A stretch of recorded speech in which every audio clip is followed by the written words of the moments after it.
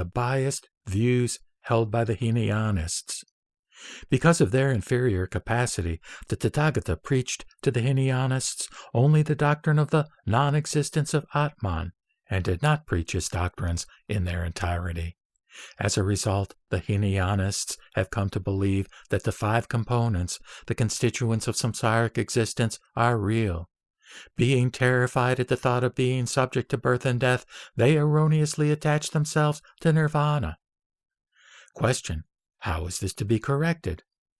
Answer: the way to correct this error is to make clear that the 5 components are unborn in their essential nature, and therefore are imperishable. That what is made of the 5 components is from the beginning in nirvana. Finally, in order to be completely free from erroneous attachments, one should know that both the defiled and the pure states are relative and have no particular marks of their own being that can be discussed.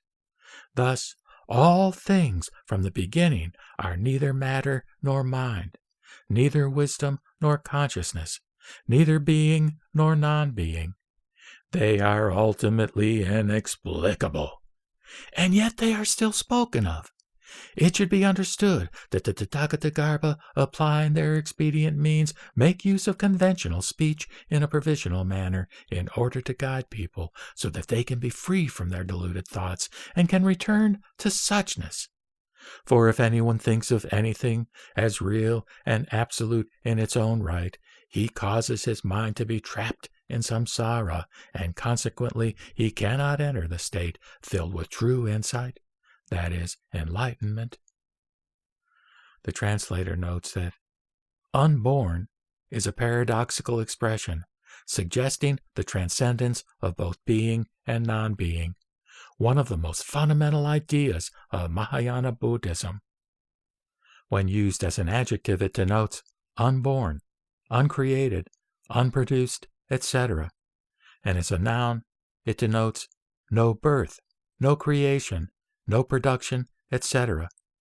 The popularity of the expression undoubtedly owes much to the opening stanza of Nagarjuna's Mula Madhyama Kakarika, declaring the eightfold negation, which begins, quote, imperishable, unborn, close quote. Unborn or uncreated is not a concept diametrically opposed to its counterpart, born or created, but belongs to a higher order, transcending the dichotomy of both being and non-being, birth and death, eternalism and nihilism, etc. Thus it is used almost interchangeably with sunyata, or non-dual, or no self-substance, etc. The translator further notes that the iconoclastic nature of Mahayana Buddhism with regard to the ultimate validity of language is clearly in evidence in this passage, where the dangers involved in the absolutization of the relative are cautioned against. The term, quote, defiled state here refers to the concepts of samsara, evil, ignorance, being, non-being, etc., while pure state refers to the absolute, good, enlightenment, nirvana, etc. It may appear strange to negate even wisdom, the acquirement of which is thought to be the only means by which one can destroy ignorance, but wisdom, when solidified as a certain view, turns into a type of knowledge, a product of the analytical mind, which only functions dualistically in terms of subject and object relationships. In this sense, wisdom should also be transcended, just as sunyata, taken as a view among views, must be negated.